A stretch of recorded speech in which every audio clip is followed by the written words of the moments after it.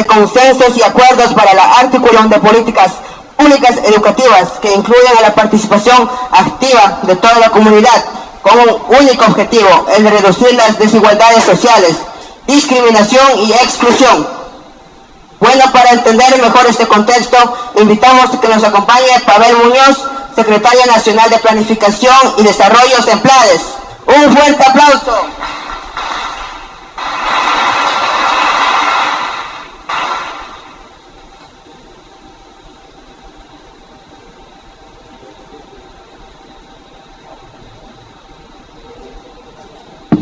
Buenos días con todos, chicos y chicas. Muchísimas gracias por recibirnos aquí en la ciudad de Guayaquil, aquí en el emblemático Vicente Rocafuerte. Gracias por permitirnos que conversemos con ustedes. A los maestros, lo propio, compañeros y compañeras, gracias por hacer.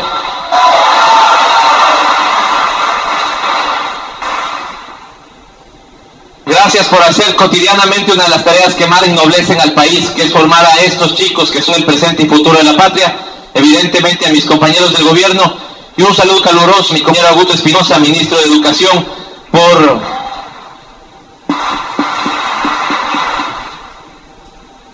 por permitir, querido compañero, que es un tema fundamental para el Ecuador, entender que debemos seguir construyendo equidad, justicia social, que no bastan 8 años y medio de haber construido un país distinto, sino que debemos seguir avanzando en las transformaciones profundas del Ecuador, ese Ecuador que se ve en este colegio que se encuentra en los barrios profundos de la ciudad de Guayaquil, de los barrios de Esmeraldas, de los barrios de Ibarra, de los barrios de Quito, debe todavía seguir trabajando por equidad y justicia social. Compañero, gracias por tu tarea también al frente del ministerio y por hacer que los chicos entren en esta dinámica también.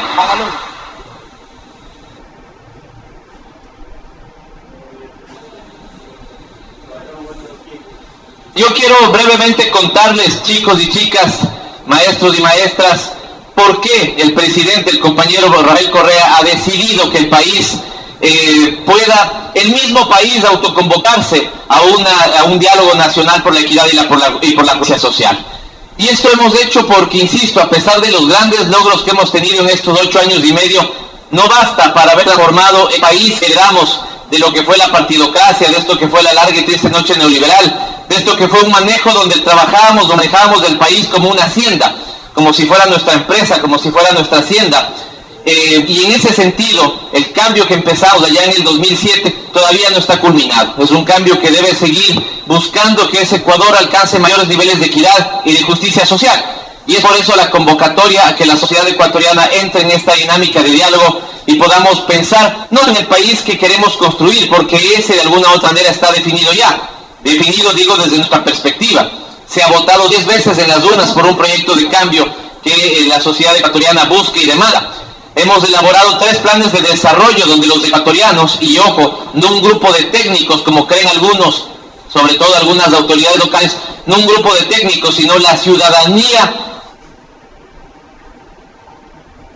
ha reclamado lo que quiere del Ecuador. Un Ecuador con más educación, un Ecuador con más salud, un Ecuador con más justicia, con más seguridad, un Ecuador donde podamos todos disfrutar del espacio público, donde podamos hacer más deporte, donde no tengamos tanta pobreza, donde tengamos trabajo, donde podamos satisfacer nuestras necesidades elementales, como agua, como saneamiento básico. Ese es el Ecuador que la sociedad ha demandado, ese es el Ecuador que se ha venido construyendo con el liderazgo de un líder como el presidente Correa, pero que en realidad detrás está la sociedad ecuatoriana demandando esos cambios.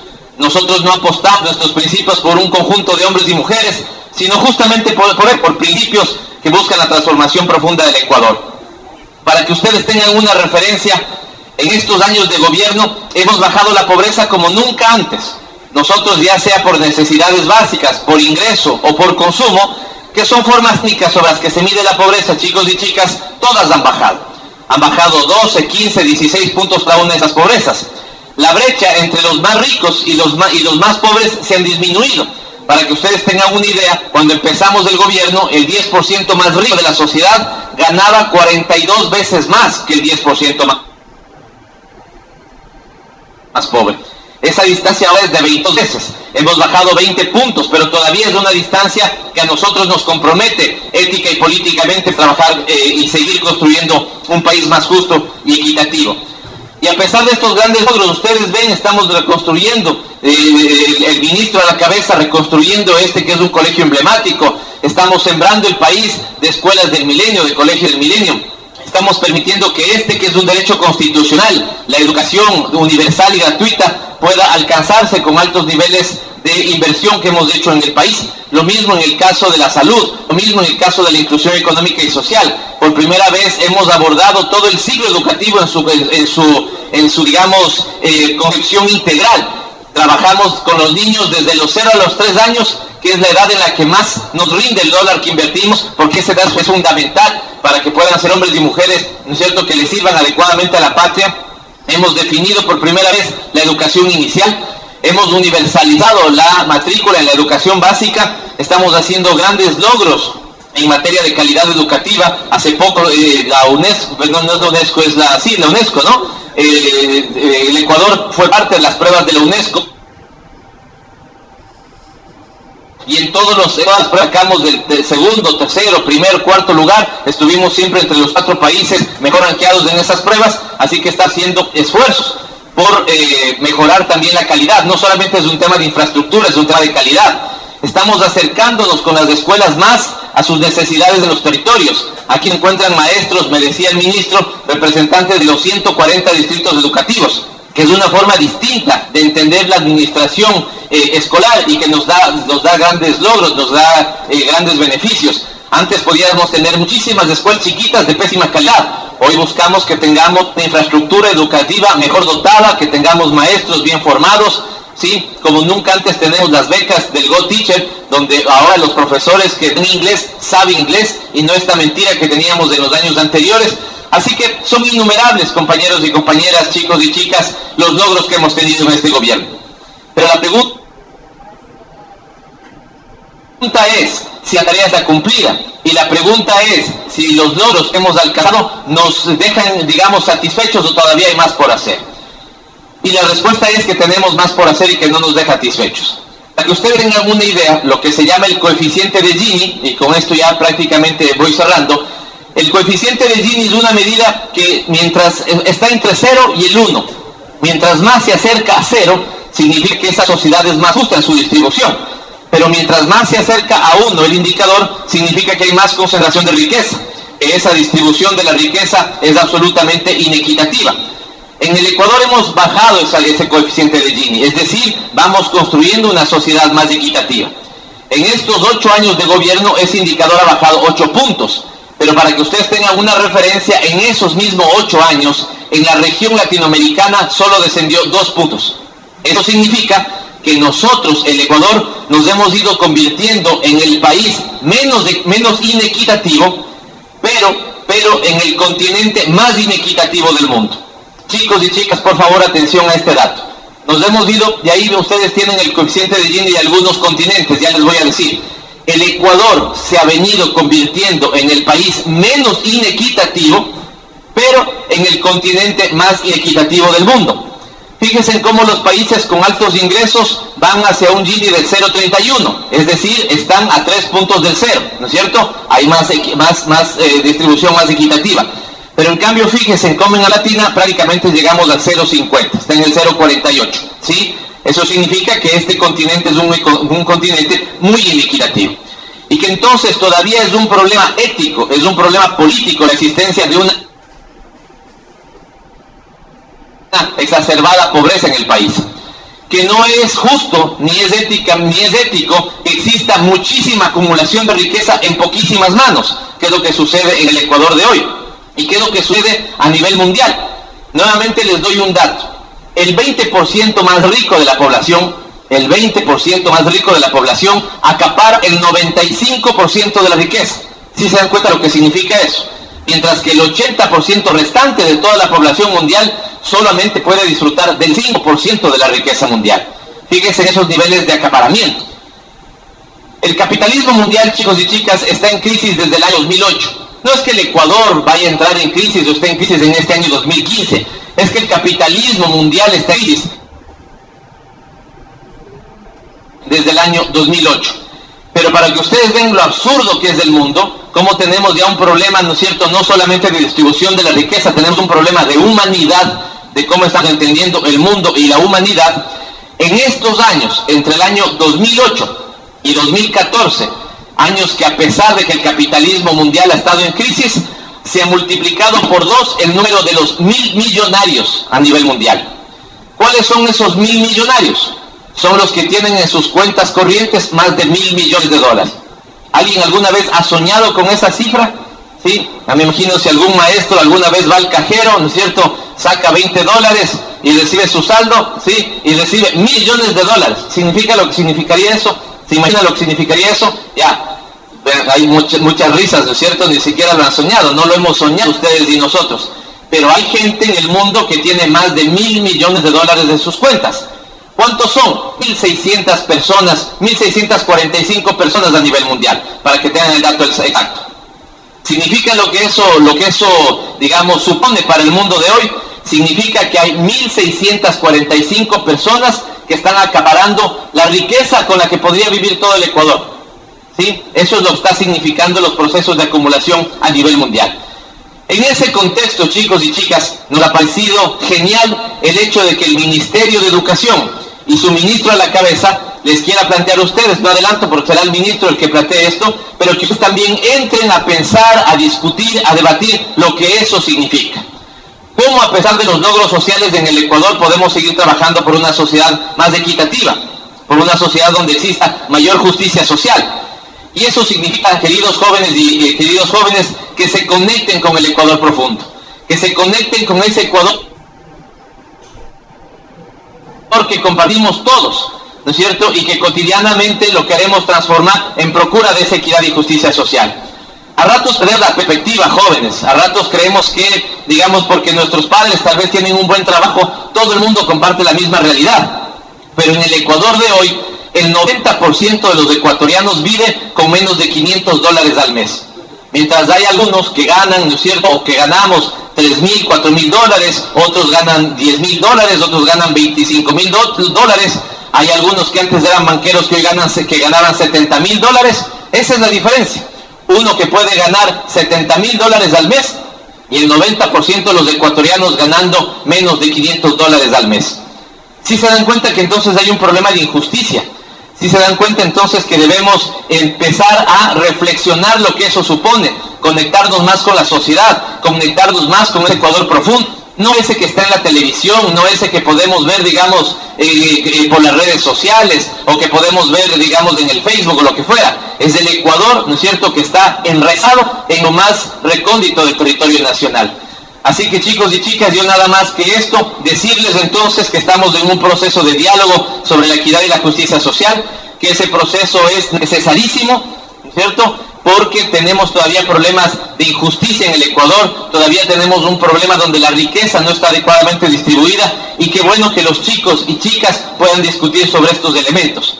Entonces, ministro, te agradezco muchísimo porque se puedan sumar ustedes a esta dinámica, porque puedan elaborar ensayos sobre el tema de la inequidad y la justicia social en el Ecuador, y ojalá de muchos de ustedes surjan propuestas y puedan decirnos a nosotros, al gobierno, decirse a ustedes mismos qué es lo que podemos hacer para transformar esta realidad. A los compañeros maestros y maestras, agradecerles mucho, porque en ustedes va a quedar la responsabilidad de orientar y los chicos puedan hacer bien estos ensayos.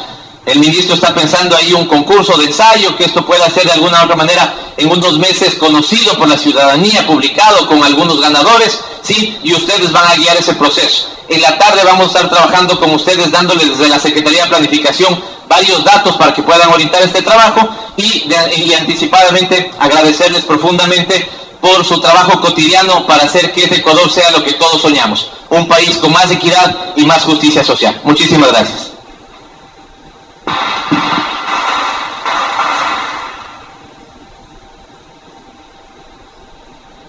Le damos la bienvenida a nuestro gobernador de la provincia de Guaya, Julio César Quiñones.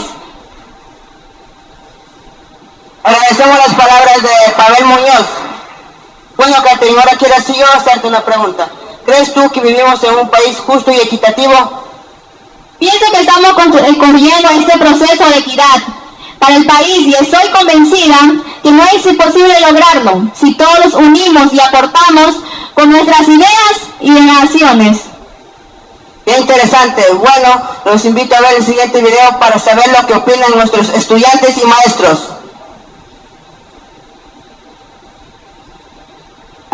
Equidad es no arrebatarle los derechos a las personas. Para que la mujer, el hombre, el afroecuatoriano o el indígena tengan los mismos derechos. Que sea gente realmente que piense en los demás. Ser justo es apropiarse del concepto de equidad, actuando con generosidad, con ética. Es uno mismo poder concretar ideas y no afectar a otras personas. Sin duda alguna, el cambio radica en la educación. Unos niños que puedan tener oportunidades, que puedan estudiar, que no tengan que salir a las calles a trabajar. El Ecuador que yo sueño es un Ecuador artístico, cultural, completamente grande, que sea reconocido no por sus problemas políticos o sus problemas sociales, sino por el carisma y el calor de su gente. Dentro de los derechos, poder tener acceso, por ejemplo, al conocimiento, tener acceso a la cultura. Yo cambiaría el egoísmo social. Aquel egoísmo que me empieza a pensar solo en el yo, no en mi prójimo. Somos Ecuador, país justo y equitativo.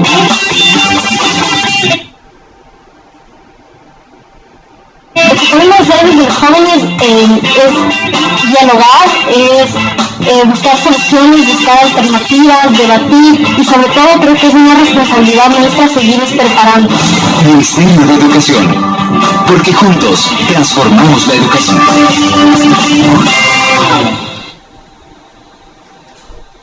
Bueno, después de conocer las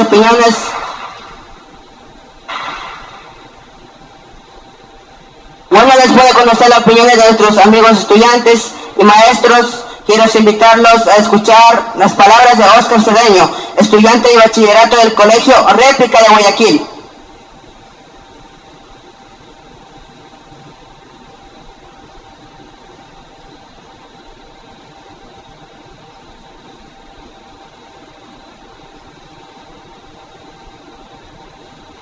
Buenos días con todos y con todas.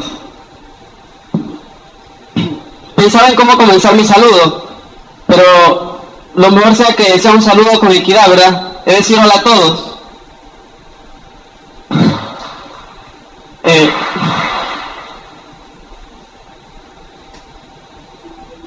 Buenos días a todas las autoridades, al economista Augusto Espinosa, ministro de Educación, doctor Pavel Muñoz, secretario general de CEMPLADES, la señorita arquitecta Valentina Rivadeneira, su secretaria de Guayas, directores y directoras distritales, estudiantes, maestros y maestras, padres y madres de familia y demás personas.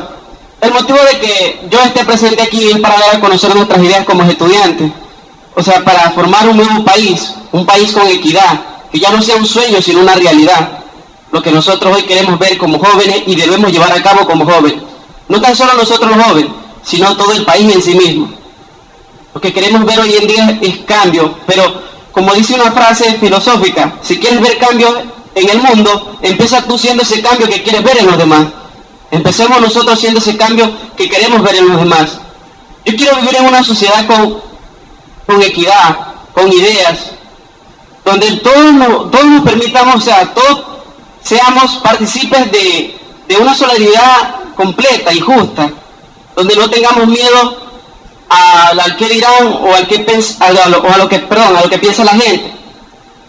En sí, la educación para nosotros debe ser el motor de la equidad. Nosotros como jóvenes debemos de dar ideas acerca de una equidad para formar un país nuevo, justo y equitativo, para dar a conocer lo que nosotros somos y quiénes somos. Hoy en día vivimos casos, por ejemplo, de desigualdad social, como es el bullying, la droga, los embarazos prematuros. Eso es en sí, hoy en día es un caso que se ve en los varios colegios. Pero si nosotros queremos un país con equidad, con igualdad, empecemos, chicos, haciendo eso. Empecemos nosotros como jóvenes, dando charlas, dando opiniones. El hecho que seamos de diferentes instituciones educativas no nos hace menos, al contrario, nos hace demostrar que somos iguales a todos y que las ideas que tienen cualquiera de uno de otras instituciones educativas las podemos desarrollar en nuestras unidades educativas, ya que nosotros no pensábamos eso. Eso es vivir en equidad. Gracias a todos, Dios los bendiga, de verdad, muchas gracias.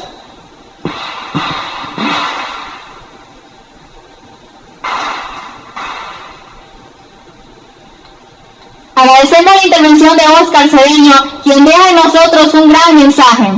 Otro de los actores más importantes de nuestra educación son nuestros profes, y estamos convencidos de que ellos están conscientes de una nueva realidad y de una necesidad de generar en nosotros debate en el entorno al rol de la educación, frente a la equidad y la justicia social, con la finalidad de permitirnos formar nuestro criterio en contar con una juventud solidaria e incluyente. En representación de todos los maestros del país, invitamos al señor Wilmer Santa Cruz, coordinador nacional.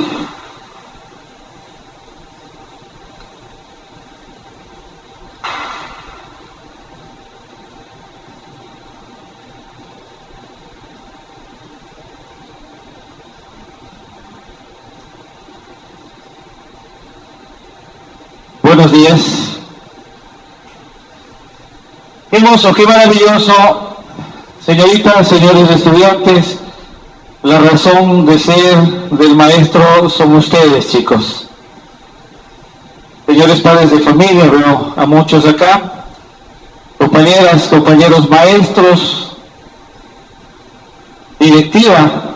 Aquí está, señor ministro, toda la estructura nacional de la red de maestros.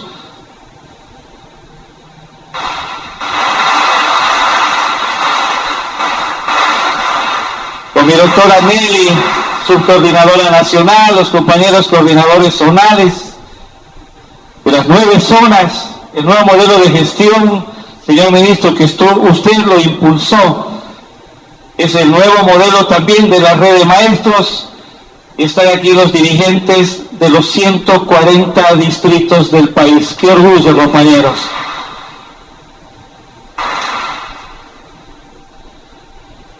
Las maestras y maestros estamos en todos los rincones de la patria. Y cuando yo digo las chicas, los chicos, los niños son nuestra razón de ser, es porque esa vocación de maestros que tenemos, nos dedicamos nuestra vida para formarles, para educarles, para trabajar en conjunto. La reunión anterior, yo me acuerdo, cuando firmamos la agenda conjunta de trabajo aquí, lo hicimos en Guayaquil con más de 5.000 maestros. Recuerdo, venía un docente de este rincón más lejano. Y créame, señor ministro, yo pensé que era el rincón más lejano, pero me equivocaba. Porque ahora tenemos al compañero Ángel Pérez.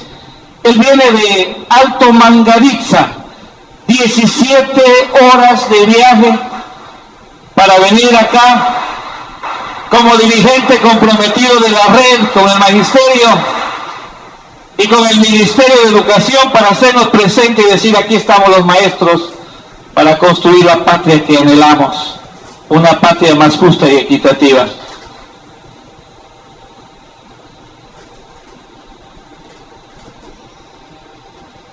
Voy a ser breve, señor ministro. Muchas gracias por su invitación, compañero Pablo Caicedo. Señor gobernador, gracias por recibirnos en su territorio, ¿no? Arquitecta Valentina, subsecretaria de Educación, señor viceministro, nuestro querido Freddy Peñafiel, ¿no? Señor rector del Colegio Vicente Rocafuerte. Mire, cuando nosotros hablamos de equidad, hablamos de esto.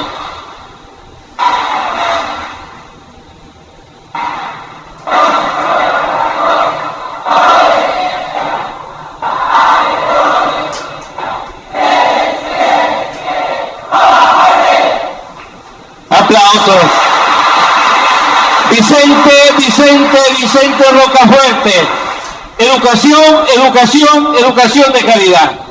Y aquí la muestra de una obra como esta institución. Yo recuerdo desde niño, mis padres me hablaban del Colegio Vicente Rocafuerte, aún siendo serrano. Pero esto es equidad, señor ministro. Las mismas oportunidades para todos.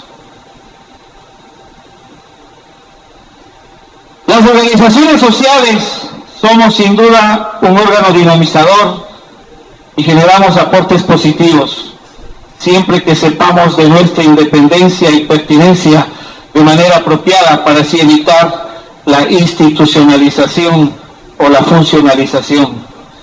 Las organizaciones sociales, en este caso la red de maestros, Somos los caudales de gente que debate los mejores días para todos y todas y que se moviliza para encabezar esas conquistas tan justas. Las organizaciones sociales somos la representación de la voluntad de ser de muchos en uno y luchar por causas colectivas, priorizando el beneficio común y el compromiso con sus representados. Eso somos. Somos fuerza pura, somos vida pura, somos lucha pura. Nuestra lucha desinteresada y coherente con nuestra clase, con nuestro gremio, eso somos. Maestros comprometidos con las niñas, niños y jóvenes de nuestra patria.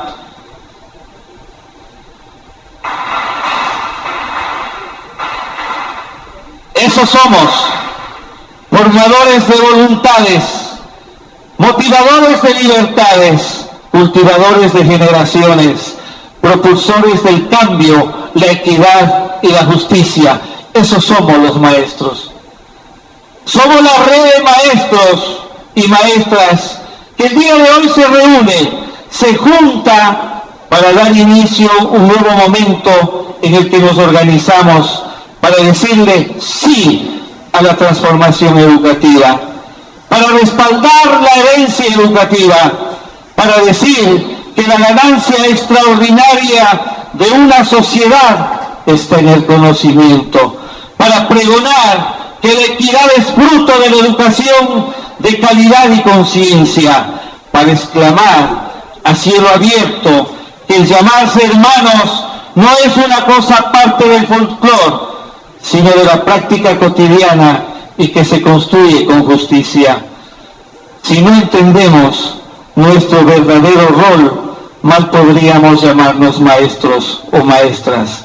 Mal podríamos llevar ese título de noble tarea, pues si no educamos para la libertad, estamos atentando contra ella. La libertad se construye desde la verdad, y esta a su vez se recrea en el debate franco y amplio, un debate en el que entremos todos, aún disentiendo ideológicamente o políticamente. Más allá de esas precisiones, podemos debatir, podemos construir, podemos aportar, pero para ello hace falta tener voluntad política y vasto conocimiento de lo que se someterá a discusión, sabiendo que el resultado de este amplio diálogo solo podrá significar el beneficio para las grandes mayorías de los ecuatorianos, de las ecuatorianas. La Red de Maestros por la Revolución Educativa es una organización nueva en su vida jurídica, pero ya con algún recorrido importante en el marco del revolucionario proceso transformador de la educación. Somos el resultado de la rebelión y hemos avanzado y tenemos conquistas y tenemos logros e hitos nacionales, pero esto le hemos logrado por la vía que no demanda la fuerza, sino de inteligencia, de materia gris, el diálogo, demostrando que para aportar al desarrollo no es necesario el paro, el garrote, la piedra ni el insulto, demostrando que para poder lograr nuestros cometidos no es necesario atentar contra los derechos de los estudiantes, haciendo notar que para alzarse con resoluciones en favor de los maestros, como la recategorización, capacitación, no hace falta el periodicazo, ni el grafiti insultante, y mucho menos la amenaza, el chantaje o el soborno.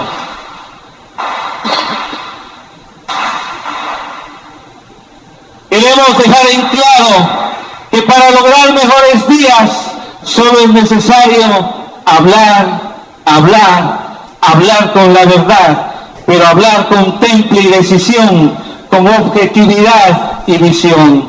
El hablar nos ha permitido sentarnos con la primera autoridad educativa nacional, el economista Augusto Espinosa, ministro de Educación, y juntos coordinar acciones de futuro, sostenibles y revolucionarias, que son tangibles y reales para el magisterio en los días de hoy.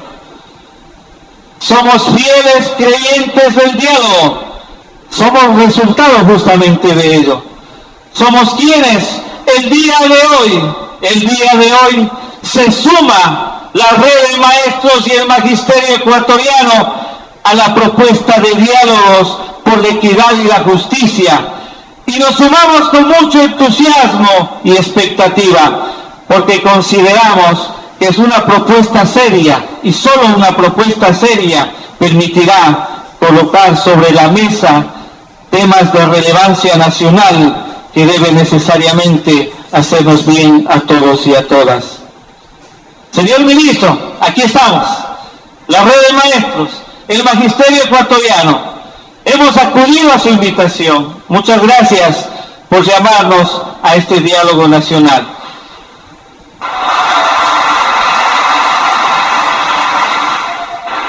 Y hemos venido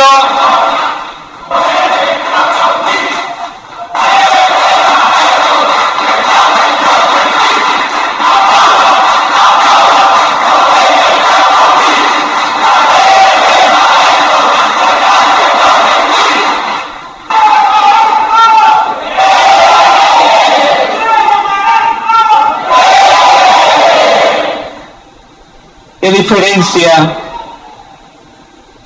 ¡Viva los estudiantes! ¡Viva los maestros! ¡Viva la educación!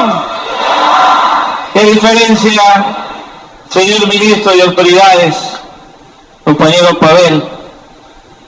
Una organización del magisterio y un magisterio sentados, dialogando para construir la patria que anhelamos.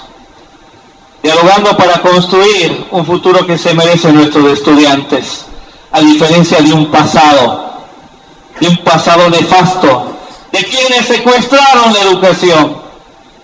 Aquí está un magisterio que dice sí al diálogo, sí, y avancemos y construyamos juntos. Ya no está un magisterio en las calles insultando a los que no comparten su criterio.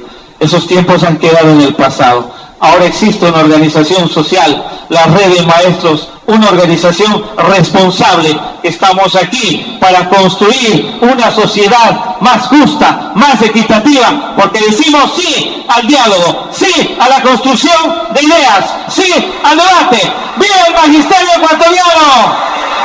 ¡Viva los estudiantes! Muchas gracias.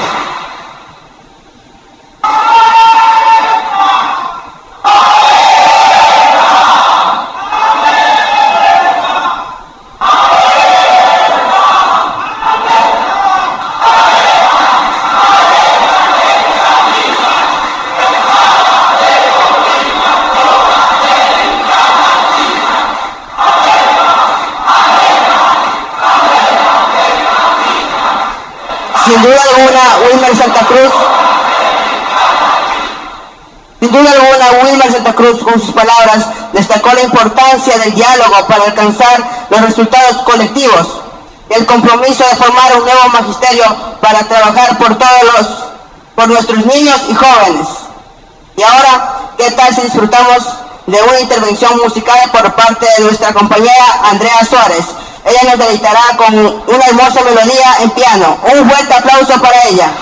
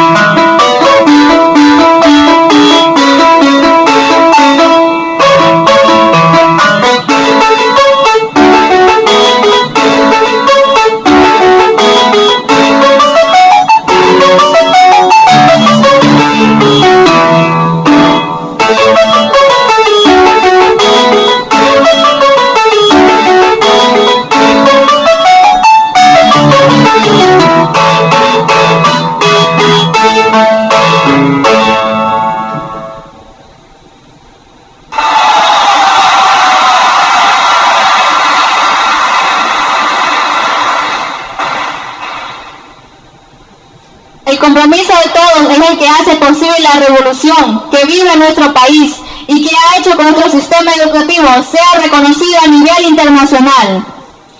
Así que estos avances son los que mis compañeros y yo vivimos desde nuestras aulas. Y se vienen cosas aún mejores que las que vemos a escuchar de nuestro querido ministro de Educación, Augusto Espinosa, a quien le pedimos que nos acompañe en el escenario.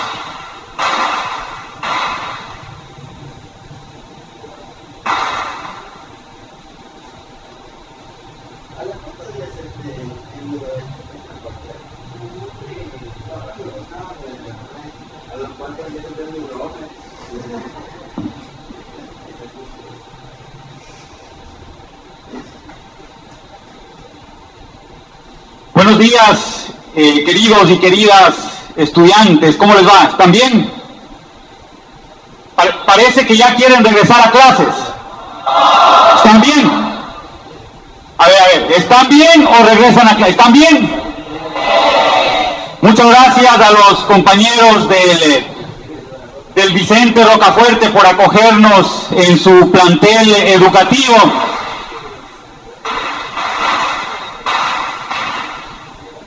Esta es la cuna de presidentes que marcaron historia en el Ecuador. Y por eso yo quisiera invitarles a los compañeros de la red, compañeros y compañeras de la red de maestros por la revolución educativa, que de repente cuestionemos algunas cosas que hacemos. Por ejemplo, cuestionemos el grito en los recintos educativos de alerta, alerta que camina la espada de Bolívar por América Latina. Quizá aquí lo que deberíamos gritar es alerta, alerta que camina el pensamiento de Bolívar, el pensamiento de Martí, el pensamiento de Rocafuerte, el pensamiento de Eugenio Espejo, el pensamiento de Manuela Cañizares, que camina por el Ecuador y América Latina. Creo que esa es nuestra principal tarea en este momento. Recuperar ese pensamiento latinoamericano y ecuatoriano profundamente liberador, y ese pensamiento en donde siempre estuvo presente la justicia social y la equidad. Esa es la gran tarea que tenemos como maestros y como maestras. Y permítanme decirles a los compañeros, compañeras docentes, permítanme llamarles así, compañeros y compañeras. Compañeros y compañeras, porque nos une una misión trascendente, porque compartimos la misma razón de ser. Wilmer decía, nuestra razón de ser son los estudiantes, y precisamente eso nos hace compañeros. Tenemos una misma misión, y es garantizar la educación que requerimos hoy para la vida del milenio, en esta que no es una época de cambios, como dice el presidente, sino un cambio de época. Pero también permítanme llamarles compañeros y compañeras, porque ya decía el Che, que si nosotros vibramos juntos frente a una misma injusticia, merecemos llamarnos compañeros. Y eso nos sucede con la red de maestros por la revolución educativa. Nos revelan las mismas injusticias y las mismas inequidades que todavía están presentes en el país. Ahora que Están aquí algunos compañeros de gobierno, les extiendo un afectuoso saludo, también nuestra gratitud porque siempre están dispuestos a colaborar, a apoyarnos en los procesos de cambio que experimenta la educación. Pero cuando hace un momento veía a Pavel Caicedo, es el jugador del Emelec, por si acaso. El nuestro compañero de gobierno es Pavel Muñoz, para que no le confundan. Y además son diferentes, porque Pavel es tuco, grande. Entonces, Pavel Muñoz, en cambio, es un poco delgado y demás. Entonces, no da lugar a confusión. Pero miren, permítanme contarles una anécdota. Allá, por el 2007, fui invitado por Fander Falconi a trabajar en la Secretaría Nacional de Planificación y Desarrollo. Comenzaba el gobierno de la Revolución Ciudadana. Yo había respaldado en la campaña ese proceso desde la trinchera en donde a uno le toca ejercer estos apoyos. Entonces, cuando ya ganó el presidente Correa las primeras elecciones, cuando se comenzaba a constituir el gobierno, Fander Falconi me invitó a trabajar en la Secretaría de Planificación. Y bueno, como anécdota, cuando yo entraba, iba por los pasillos, ¿no?, y veía a un montón de jóvenes, ¿no?, y de repente tuve una primera reunión en donde estaba el secretario nacional de Planificación, Fander, y estaba con un grupo de jóvenes reunidos. Y de repente uno de los jóvenes, ¿no?, me dice: yo quería hablar contigo. Entonces la primera reacción que se me vino a la mente, no le conocía antes, le decía: bueno, ya casi, bueno muchachito, ya hablaremos después. No, resulta que ese muchachito que tenía cola, no tenía una barrita así, no era Pavel por si acaso, era el subsecretario general, es decir, el viceministro en la Secretaría de Planificación, era René Ramírez. ¿No? Y claro, después me dice: yo soy el viceministro, a ver un ratito. Entonces como que uno comienza a respetarle, no por el cargo más que por lo que él representaba como jóvenes. Miren, yo creo que esa es una de las cosas que cambió profundamente en el Ecuador. Antes nos imaginábamos ministros viejitos, ministros que prácticamente no prestaban oídos a los jóvenes, subsecretarios también de una generación distinta, que no generaba siquiera sintonía muchas veces con los jóvenes. El Ecuador cambió. Yo hoy veo muchos jóvenes haciendo labor de gobierno y tendiendo precisamente estos puentes con los otros jóvenes. Más allá de las apariencias, estos 8 años le han acabado a Pavel. Pero hace 8 años mi primer jefe dentro del gobierno fue Pavel Muñoz. Yo comencé a trabajar justamente, en esa época se llamaba la Subsecretaría de Reforma Democrática del Estado. Pavel era el subsecretario y mi primer trabajo en el gobierno fue con él como jefe. Y también tuve como jefe inmediato, tuve a otro compañero que hoy es viceministro del Ministerio Coordinador de Desarrollo Social, Edson Romo. Esos fueron mis primeros contactos. Créanme que para mí, que sí les debo algunos añitos, serán unos 2, 3 añitos que les debo de dar en edad, pero para mí, créanme, fue un primer shock de cambio, o sea, una primera gran señal de que algo estaba pasando en el Ecuador. La primera gran señal de que estábamos acogiendo los sueños de los jóvenes. Yo creo que esa esencia de la Revolución Ciudadana nunca se debe perder. Esa esencia debe permanecer. Recuerdo el entusiasmo, el ímpetu, la fuerza que le poníamos en ese momento al diseño del Plan Nacional del Buen Vivir, a la recuperación de la planificación. Todo era producto de sueños, y efectivamente sueños compartidos. Yo pertenezco a una generación en donde probablemente tuvimos que aplazar nuestros sueños, en donde probablemente ya habíamos perdido la esperanza, ya suponíamos que cada uno tenía que individualmente hacer su vida, porque esos sueños juveniles de transformación, de justicia social, de solidaridad, ya parecía que quedaban en el pasado. Afortunadamente vino la Revolución Ciudadana, y la Revolución Ciudadana, creo que el mayor logro que le ha dado al país es devolverle la esperanza, devolverle a la ciudadanía esa idea de que es posible soñar, pero fundamentalmente hacerle sentir al pueblo ecuatoriano que es posible soñar, pero fundamentalmente ahora es posible realizar los sueños, es posible que esos sueños se conviertan en realidad. Hay muchas muestras, quizá las muestras más visibles sean estas. ¿Cuándo nos imaginábamos que íbamos a tener un Vicente Rocafuerte completamente remodelado? ¿Cuándo nos habríamos imaginado que podamos inaugurar una unidad educativa diaria en el Ecuador? Les doy la buena noticia. El próximo año, en el año 2016, vamos a inaugurar una nueva unidad educativa por día en el Ecuador. Serán las unidades educativas tipo Milenio, 200 unidades educativas, e iniciaremos la construcción de 100 unidades educativas Milenio más en este mismo año. Esas son las cosas que han cambiado. Eso quizá, insisto, es solo lo tangible, eso es solo lo que vemos. Lo que no vemos está en el corazón, está en el espíritu, está en el alma de los ecuatorianos. Lo que no vemos está en los sueños de estos jóvenes que ahora ya pueden soñar en lo que antes podía haber sido una utopía. Cuando yo le pregunto a cualquiera de los jóvenes que nos acompaña hoy, ¿qué va a pasar cuando te gradúes como bachiller? Les garantizo que muchos dirán, estoy pensando en estudiar en Harvard, en Yale, en Cambridge.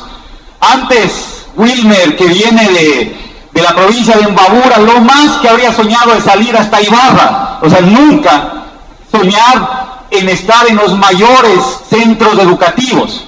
Ahora ya pueden soñar los jóvenes, y no solo en salir en extranjero, sino en tener una educación universitaria de calidad. Las cosas han cambiado en el país.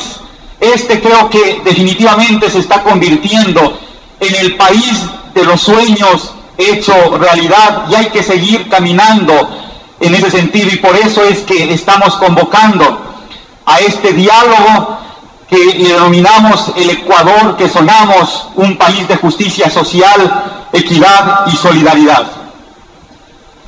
Hace 2 años aproximadamente, cuando asumí el cargo de ministro de Educación, una de mis primeras acciones fue aceptar una invitación que me hacían las comunidades amazónicas.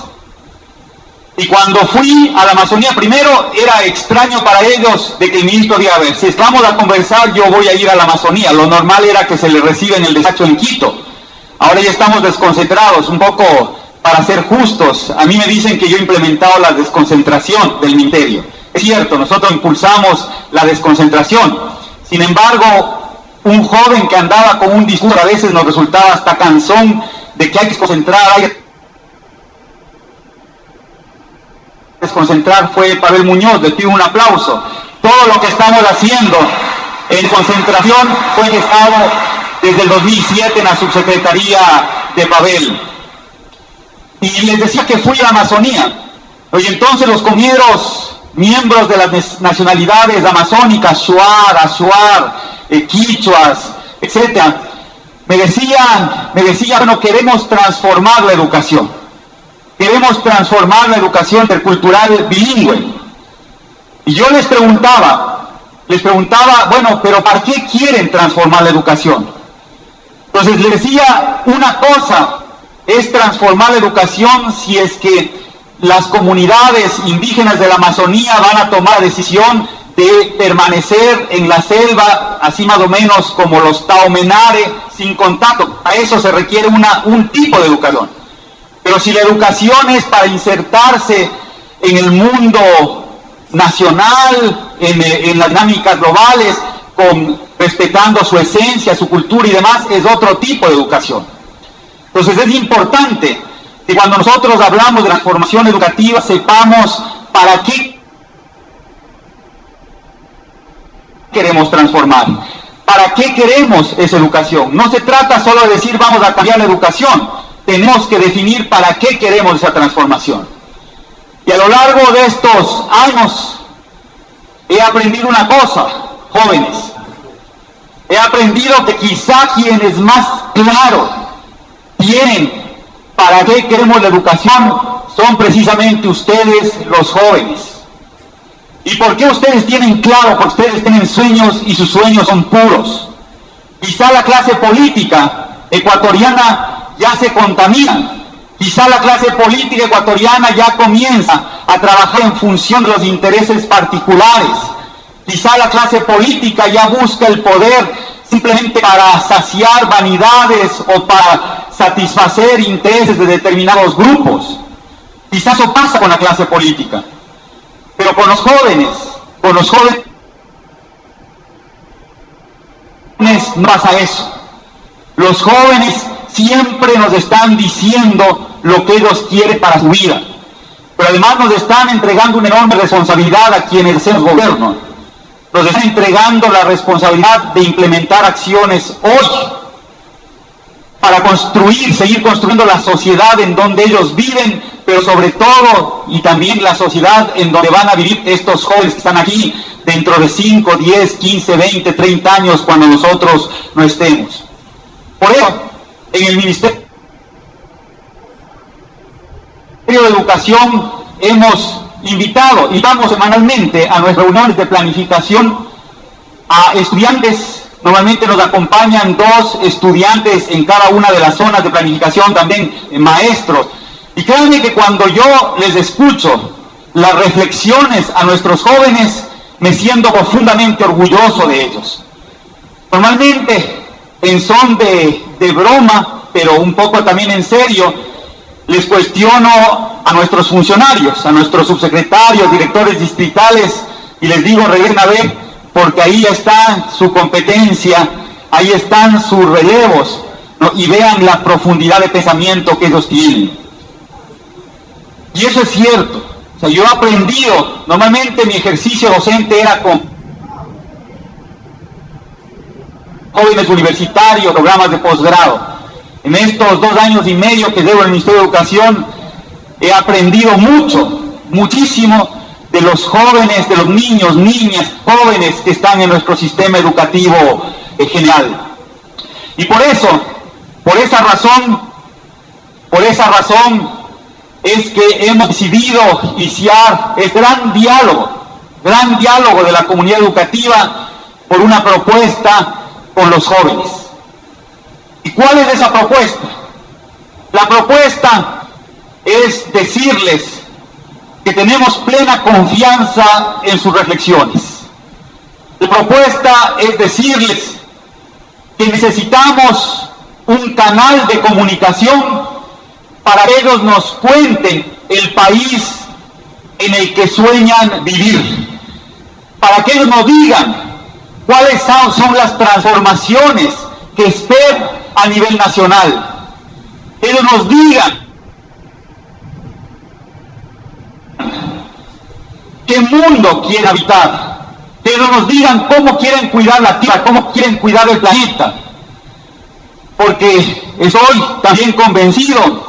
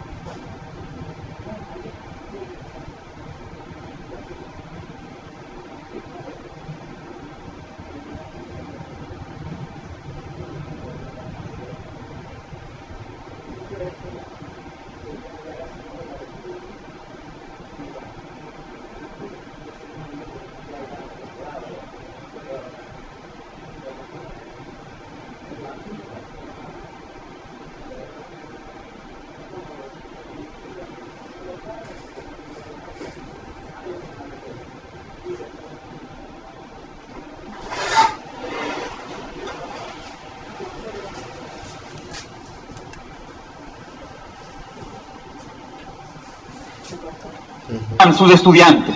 Nunca imponerles una idea. Nunca decirles que las cosas deben ser así. Esas conclusiones deben llegar ellos mismos. Y por eso, en este gran diálogo de la comunidad educativa, vamos a arrancar con la invitación a nuestros estudiantes para que escriban sobre lo que es la realidad ecuatoriana y que hagan un trabajo eminentemente académico, sin repetir frases que todos los días escuchamos a los politiqueros, sin repetir frases que muchas veces podemos leer en los diarios o escuchar en los noticieros. Necesitamos que hagan un trabajo académico de descubrimiento de la realidad. Un trabajo académico implica, primero, hacer un diagnóstico de lo que quieren investigar. Si vamos a investigar esto del Ecuador justo, equitativo, solidario, lo primero que tienen que hacer es ver en qué estado está el Ecuador, con información objetiva, con investigación seria.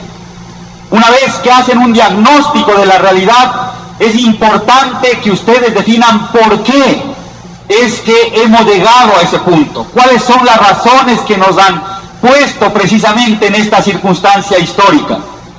Y finalmente, cuando ya hemos diagnosticado, cuando hemos descubierto el por qué, debemos dar nuestras conclusiones y recomendaciones, que son sus sugerencias de cómo esta realidad puede seguirse transformando. Este trabajo, este aporte al país que le estamos pidiendo a los estudiantes, es un aporte que lo pretendemos llevar a cada uno de los planteles educativos. Primero, que se hagan ensayos dentro de cada plantel educativo. Serán ensayos relativamente cortos, serán ensayos de 5 párrafos con 20 líneas por cada párrafo, si alguien quiere extenderse ese es el mínimo, y esos ensayos deberán ser presentados a la comunidad educativa en cada plantel, y la propia comunidad educativa deberá seleccionar cuáles de esos ensayos deberán ir a nivel distrital. En los distritos escogeremos también los ensayos que con jurados que van a ser académicos, es decir, no vamos a invitar a nadie que tenga algún interés particular, sino que más que evaluar el contenido, más que evaluar el pensamiento, porque el pensamiento no se debe evaluar, lo que se revisará es la rigurosidad académica del ensayo. En base al análisis de la rigurosidad académica del ensayo, entonces nosotros seleccionaremos 3 ensayos en cada una de las zonas, y esos ensayos serán presentados en el mes de diciembre en un gran encuentro nacional de líderes juveniles, y esos 27 ensayos serán motivo de una publicación, y aquí le voy a comprometer a nuestro compañero Pavel Muñoz a que ese pensamiento estudiantil sea base fundamental de lo que será la construcción del próximo Plan Nacional del Buen Vivir.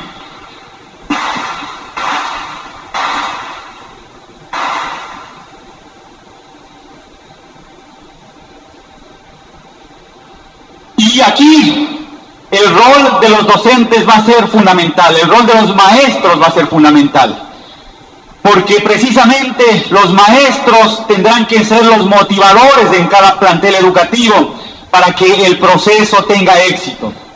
Estamos trabajando para que en cada uno de los planteles educativos tengamos una persona que coordine todo este proceso. Esa persona que coordinará este proceso se articulará con un coordinador distrital, de tal manera que todo vaya fluyendo hacia ese gran encuentro nacional de jóvenes. Esta invitación a tratar, ya van a ver ustedes las bases de este concurso a través de la página web del Ministerio de Educación. Esta invitación, queridos y queridas jóvenes, es para que Aprovechen este momento. Es para que su pensamiento se canalice constructivamente. Esta invitación es para que ustedes, jóvenes, nos den un ejemplo a los adultos de cómo pueden convivir pensamientos distintos y cómo puede ser el respeto que debe existir entre estos pensamientos distintos. Este es su momento, queridos y queridas jóvenes.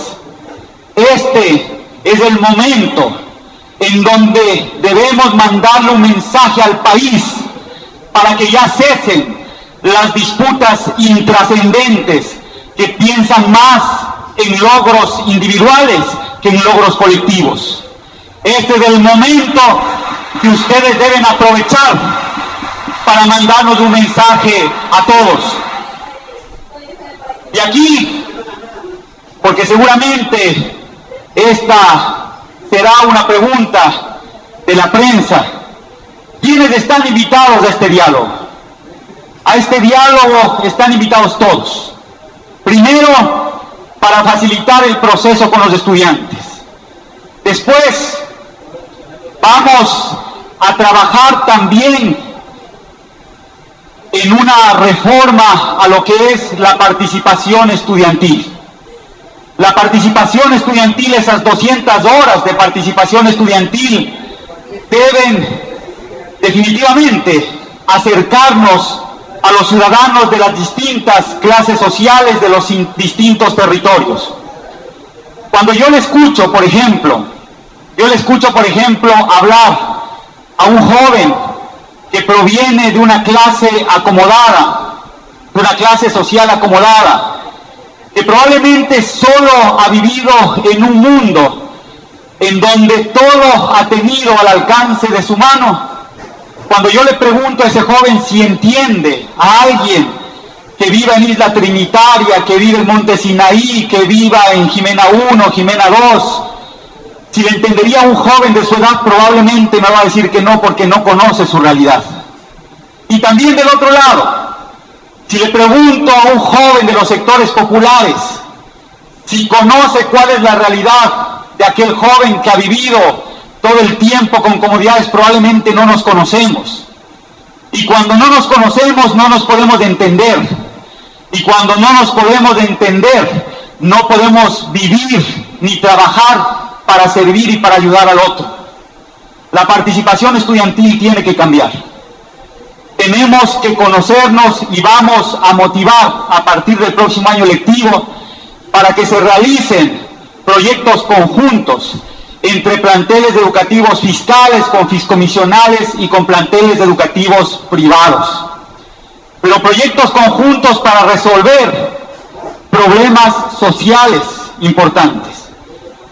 Yo veo que muchas veces distorsionamos esa participación estudiantil, porque entendemos que quienes vienen de los sectores más acomodados, lo que tienen que ir, o para qué van a los sectores populares, no es para ser amigos, para entablar relaciones fraternas con sus pares, con los jóvenes que viven en esos sectores populares, sino que hacemos participación estudiantil para dar caridad, porque eso les enseñan sus padres, porque se piensa que la equidad y la justicia social es llegar en Navidad con una funda de caramelos a los sectores más pobres del país. Eso no es justicia social, eso no es equidad. Justicia social, equidad, es igualar oportunidad a todos, es que juntos construyamos un país diferente. Y tenemos que seguir cambiando muchas cosas en el sistema educativo para que efectivamente este país sea más equitativo. Y también tenemos que cuestionarnos cosas, porque es muy bonito y todos hablamos de justicia social y equidad. Si yo le pregunto a alguien, y les voy a contar, le preguntaba a una persona muy cercana a mí, un pariente, un familiar cercano que es empresario, y le preguntaba qué es justo para ti. Y me decía, para mí lo justo es que se respete el retorno a mi inversión y que yo pueda tener ganancias. Eso es justo porque yo me he esforzado, yo he trabajado toda mi vida para tener ganancias. Y le decía, bueno, pero evidentemente eso puede ser justo para ti, pero ¿qué crees que es justicia social? Y él me decía, bueno, es la posibilidad de que yo le dé trabajo a una persona. Eso yo con eso ya estoy siendo justo. Y bueno, le decía, bueno, si en este tiempo les ha ido bien a los empresarios, ¿por qué tú estás en contra del gobierno? Me decía, claro, eso me parece justo, pero lo que me parece injusto es que yo tenga que mermar mis utilidades porque ahora a mis trabajadores ya les tengo que afiliar al seguro, les tengo que garantizar un buen salario. Eso no es justo. Hay visiones distintas de justicia y todas pueden ser respetables y tenemos que aprender a respetar esos pensamientos diferentes. Pero en democracia esos pensamientos diferentes se tienen que plantear de manera transparente a la sociedad, para que la sociedad a través de elecciones decida qué entiende el conglomerado por justicia. Si esa es la justicia que nosotros buscamos y democráticamente se elige un proyecto con esos criterios, está bien, hay que respetar. Pero si como pensamos la mayoría de ecuatorianos, justicia social es otra cosa, entonces transparentemente también tenemos que expresar esos pensamientos. Y no hay lugar a la violencia. No hay lugar a la violencia. Necesitamos definitivamente dar los espacios suficientes para que cada uno con honestidad diga lo que piensa. Diga lo que piensa respetando el pensamiento de los otros. Y aquí, jóvenes, ustedes que son los nativos de esta era digital, aprendamos a usar también las redes sociales. No puede ser posible que a pretexto del anonimato en las redes sociales frente a un pensamiento escrito se responda con un insulto, se responda con una ofensa. Yo les invito, jóvenes, a bloquear. Ahí sí, a bloquear a quien ofende. Les invito a bloquear en las redes sociales a aquellos que nos causan intranquilidad, no a los que piensan diferente. Si ustedes revisan mi cuenta de Twitter, la cuenta de muchos de los compañeros que estamos en el gobierno, nosotros nunca bloqueamos a quien nos dice algo que está funcionando mal en el gobierno, porque nosotros somos autocríticos de lo que hacemos. Nunca bloqueamos a alguien que nos dice yo pienso diferente. Y créanme que yo ya ni siquiera bloqueo a aquellos que me insultan a través de la red por pensar diferente. Ya ni siquiera bloqueo, les soy indiferente. Me es indiferente un mensaje insultante. Pero ustedes, jóvenes, que sí pertenecen a esta era digital, deben imponer una sanción moral a aquellos que pretenden engañar a través del uso de un instrumento que es fundamentalmente utilizado por ustedes. Eso también es honestidad y queremos un país absoluta y totalmente honesto.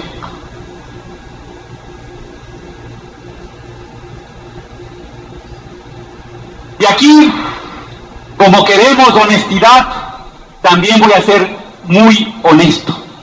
Este diálogo está abierto.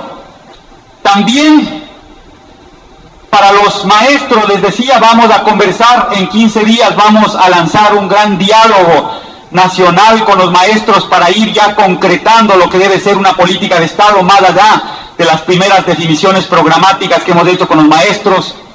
Vamos a invitar a este diálogo a los exministros de Educación, provengan de cualquier vertiente de pensamiento que provengan, una invitación pública que hago en este momento. Vamos a dialogar porque la educación, el tema educativo debe dejar de ser un tema de gobierno para convertirse en un tema de Estado. Y les voy a decir también, insisto con honestidad, que incluso aquellos pequeños grupos que todavía tienen vida artificial otorgada por generalmente los medios de comunicación, aquellos pequeños grupos también están invitados a este diálogo, pero a estos grupos hay que ponerles ciertas condiciones. Ustedes saben a quién me refiero.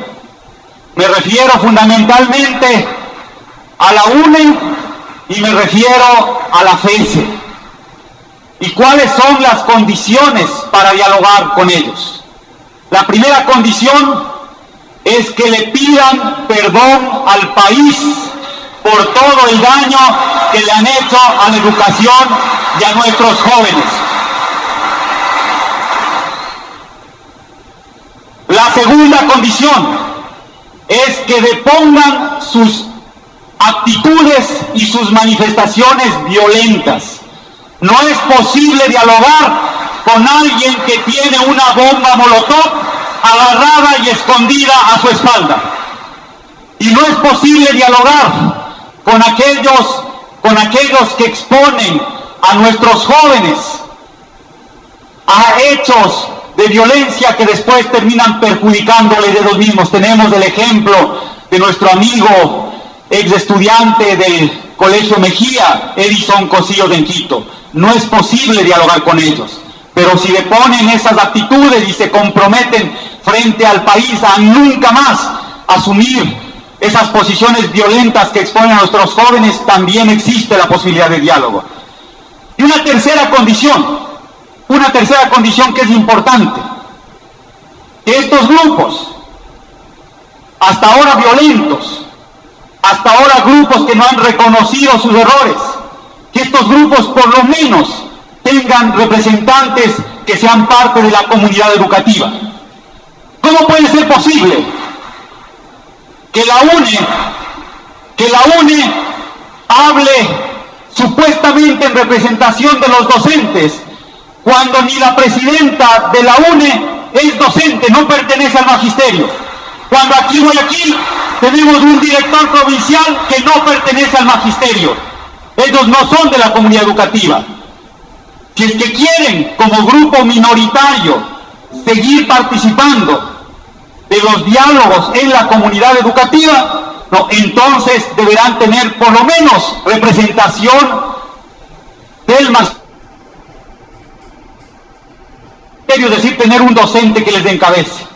La UNE no ha registrado su directiva, es decir, no existe jurídicamente y sostiene vida artificial otorgada por determinados medios de comunicación.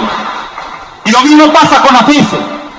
¿Cómo puede ser posible, jóvenes, que alguien que ni siquiera es estudiante, que yo le veo a Pavel más joven que el presidente de la FESE, intente hablar en representación de ustedes, cuando tenemos jóvenes que están aquí, que cada vez que se paran frente a un micrófono tienen la posibilidad de defender lo que es la auténtica y real posición de los estudiantes, la auténtica y real posición de estudiantes que sueñan con un país distinto, un país justo, equitativo y solidario.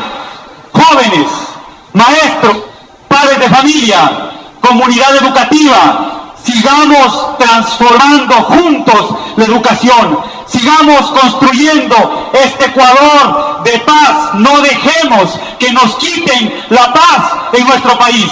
Muchas gracias.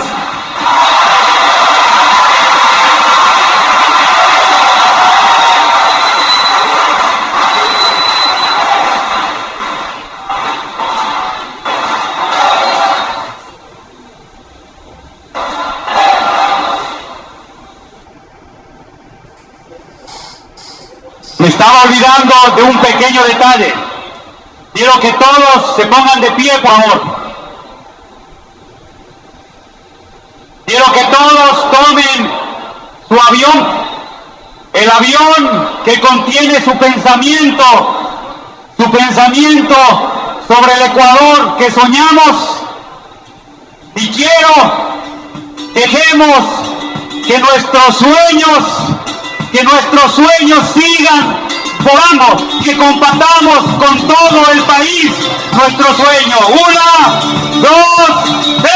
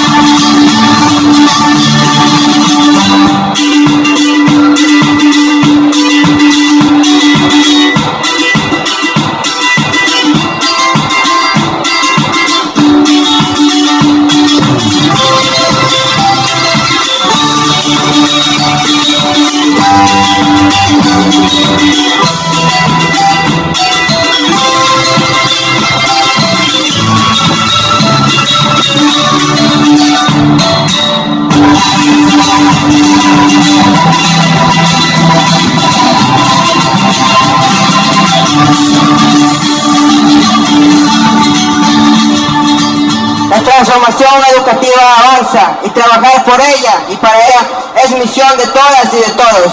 De ella depende el presente de todos los niños y jóvenes. Así es, William, somos los responsables que buscamos construir espacios de participación y deliberación en los cuales podemos desde nuestra competencia argumentar y aportar en defender nuestras ideas. Este espacio de diálogo nacional con nosotros, los jóvenes y maestros,